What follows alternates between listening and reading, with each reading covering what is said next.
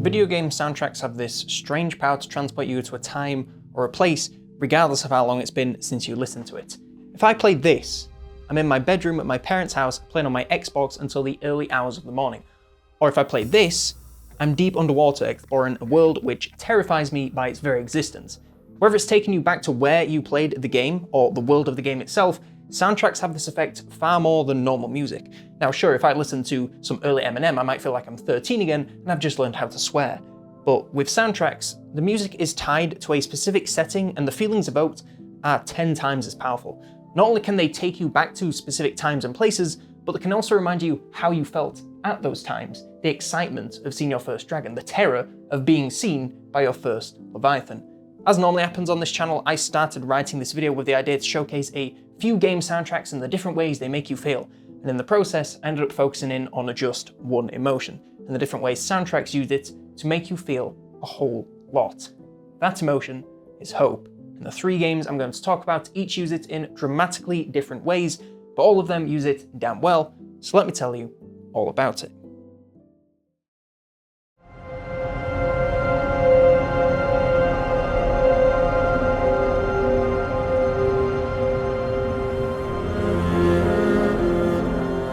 If it wasn't obvious, Frostpunk is painfully bleak.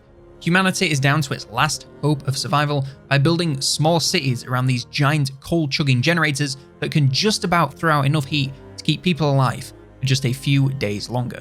They could just tell you this, and they do, but even if they didn't, you'd get that from the soundtrack that accompanies you at every single step of your journey to lead these people to their salvation.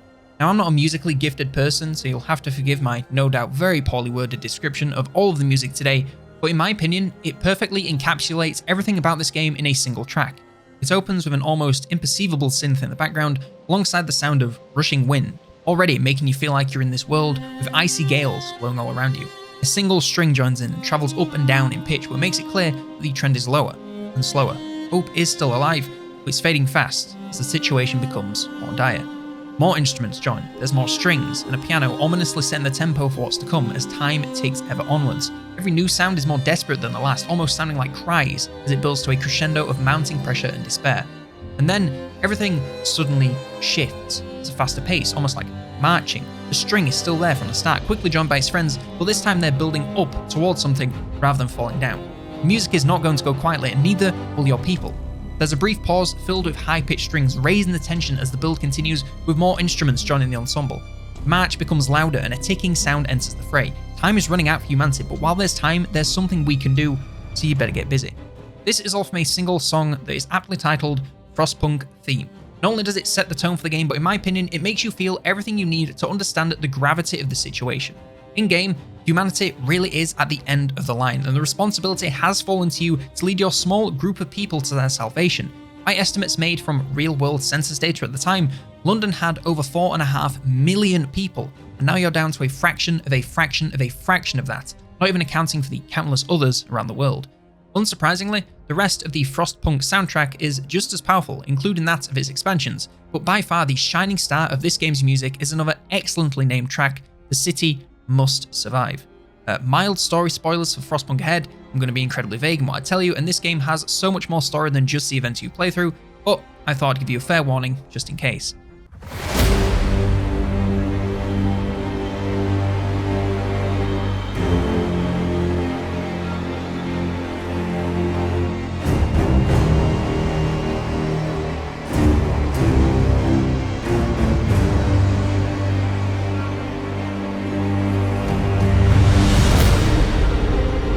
Towards the end of the new home scenario, your scientists spot a giant storm on the horizon bigger than anything you've seen so far. Over the course of the game to this point, the coldest you've seen the temperature drop is to about minus 70 degrees Celsius. This storm promises to almost double that, making any chance of survival outside of the city impossible. Once it hits, the City Must Survive will be your only other companion outside of the howling wind until your city either perseveres or freezes over completely. This piece of music is hauntingly beautiful and very likely my favourite piece of music ever made. Listening to this gives me the feeling of panic and grave responsibility, whilst also somehow giving me hope in a situation that, by all odds, should be hopeless. Somehow, some way, you must go on. Your people must keep going. The generator must keep getting hotter. The city must survive.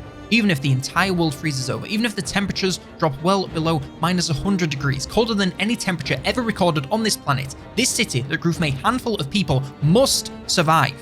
As far as you know, you are the last people on Earth. If the city falls, so does humanity. I've played the New Home scenario of Frostpunk maybe 10 times all the way through, and yet every time I get to the end, no matter how well prepared I am, that panic still seeps its way in like a cold draft through an ill-fitting door.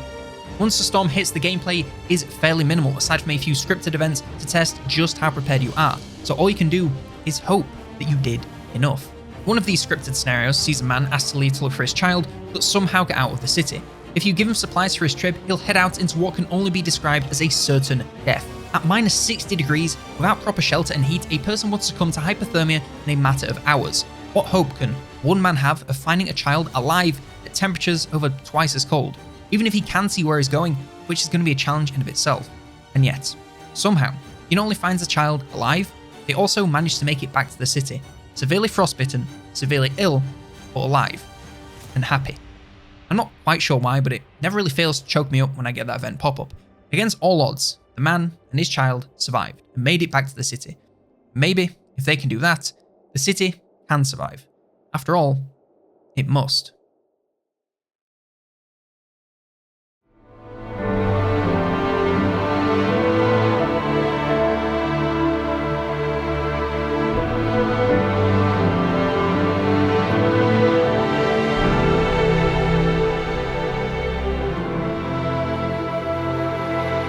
Spiritfarer, in a way, is similar to Frostpunk. While one is a bleak, apocalyptic city builder, and the other is a cute-looking platformer/boat builder, the two share some common themes. Over the course of the game, you'll pick up and get to know a selection of spirits which take the form of animals. They'll travel on your boat, live in houses you build for them, and tell you what foods they like as you sail around the map to progress the story.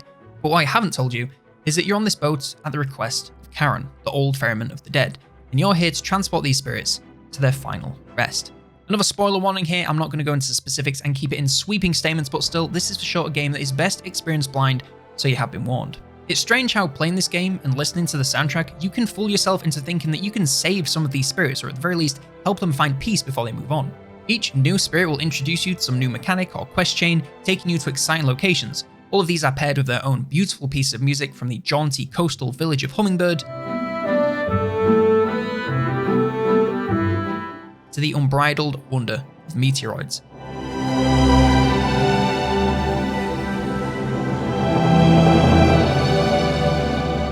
It all makes it feel like some grand adventure across a fancy world instead of what it really is, an inevitable march to the end of the line for every single passenger. Some of these passengers you can actually make quite happy with moving on, but for most of them, they head to their final rest with unanswered questions or worries that they never resolve. As you ferry each spirit to the Evergate, they talk to you about their feelings about moving on, and it's almost always a bittersweet moment as you prepare to say goodbye to these fixtures on your ship, knowing that despite everything you did, you couldn't solve all of their problems. The music accompanying this sequence is the same every time, but it's no less fitting. A constant pitch climb as you build towards the final farewell, whilst the backing track almost sobs for you as you prepare to say goodbye. You give each spirit one last hug and they ascend to the Evergate, moving on forever as the rest of the noise fades away to leave that solitary piano, alone once again.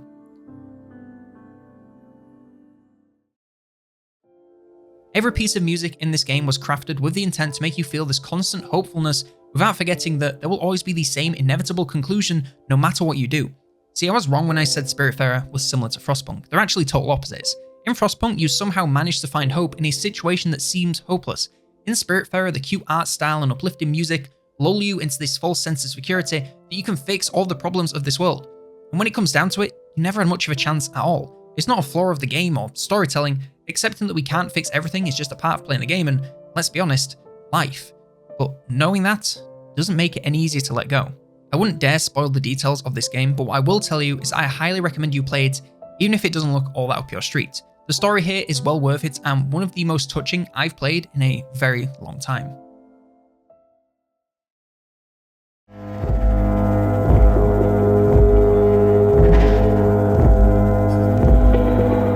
I've always had a bit of a weird relationship with Disco Elysium. It's obviously extremely well reviewed and my best friend has it as one of their favourite games of all time, but I always struggled to get into it.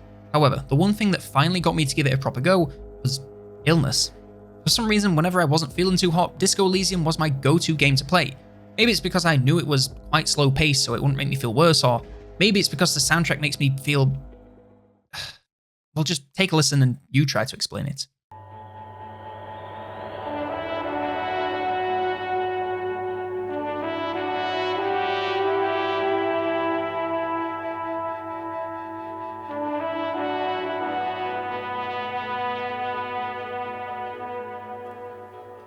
If you've played any amount of this game, then you know that the opening horns as you enter the city of Revachol are pretty much the most iconic sound cue in the entire game. Jacob Geller has an exceptional video about how this very song takes you back to this game, no matter how long it's been since you played, so I'm not going to rehash that. But what I will say is that aside from all the memories of playing this game, this song can make you feel like you know this place without ever having seen it. The opening horns accompanied by the somber strings give you this feeling of near hopelessness and desperation, and yet it somehow feels triumphant. Like, even after everything that's happened, all of the wars, revolutions, failed ambitions, broken dreams, Revachol still goes on, and it will not stop no matter what anyone does to try and stop it. About halfway through the song, this building begins and it keeps building, getting louder and higher in pitch until it breaks through with more horns and hope for a brighter future. It's funny that a song that has so much feeling of pride in a certain place is coming from a band that changed their name to avoid sounding too nationalist. Very based. Willing in Rags, the hotel you wake up in, has 3 separate themes depending on the time of day, and each evokes different feelings for the player and character. 8 AM is full of hope and energy, ready to get you out there in the world and explore. 8 PM is more upbeat, now you're off the clock and you can unwind. And 12 PM is much more low-key and thoughtful, allowing you to process everything you've been through so far. The Doomed Commercial District in particular is another area that has a perfect soundtrack to accompany it. The low strings are almost cringing away like a horror movie, but instead of a jump scare, it's just the horrors of crushed dreams and failed ambitions. A distorted signal breaks through like a rogue radio station, but is quickly drowned out by more strings and a dark, depressing piano. No matter what people did, they just couldn't succeed here. They drowned in the noise like everybody else. Most of the places you go in Revachol teeter on that line between utter hopelessness and unbreakable spirit without daring to commit to anything. The entire place sits on a knife edge between breaking free to something better and falling off the map to utter oblivion. The soundtrack constantly provides you with this feeling of pressure that what you're doing could push the balance either way, whilst also reminding you that this place has stood here long before you ever arrived, and will still be here long after you're gone. It really is incredible how the game and accompanying music can make you feel so hopeless and hopeful at the same time. The times you're living through and taking part in are some of the most important in this place's history, but they'll also just be another chapter in the long, bloody tale of Revachol. The main track with the horns is titled Instrument of Surrender. And whilst you could interpret that as Revachol surrendering to the ruling government, you could also view it as you surrendering to this place and accepting that you're not going to change it in any real significant way. You or anyone else can throw whatever they want at this place, but no matter what, when you hear those horns, you'll know it's still there and it always will be. Viva la Revachol.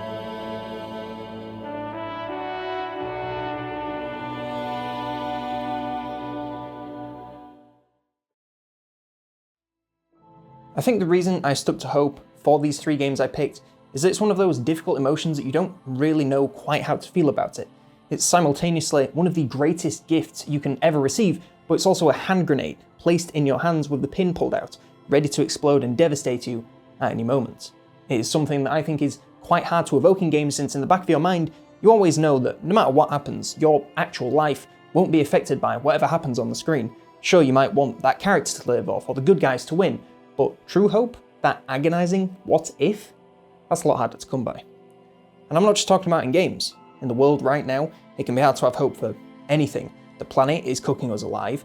It feels like one of these wars is going to turn nasty at any moment, and governments and corporations alike are slowly stripping away any right to privacy or any right to anything we have left.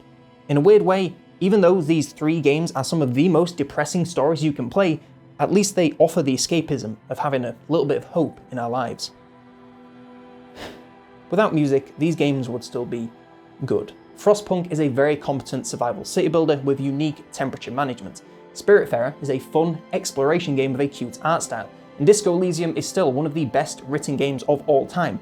But adding the ingredient of hope elevates them all from being good to being 3 of the most emotionally resonant games I've ever played. Long after the memory of actually playing these games has faded, once I've forgotten about the optimal coal layout in Frostpunk, the fastest movement tech in Spiritfarer, or the best build to win over the ladies in Disco Elysium, I'll hear a piece of music, and I'll know exactly how these games made me feel, and know just how much they matter to me.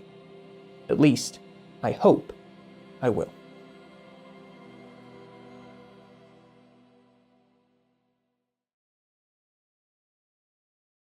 Thank you so much for watching this video. Not gonna lie, when I called this channel Feeling Fictional, I didn't really think that some of those feelings would hit quite so hard, because I definitely teared up like 3 times whilst writing this video, and yeah, I didn't expect that, but it's all part of the process, you know?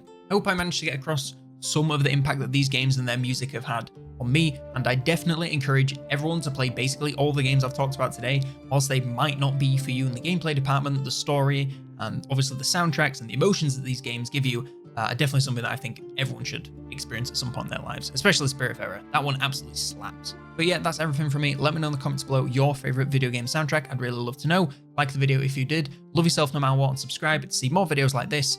Thanks again for watching, and I'll see you in the next one.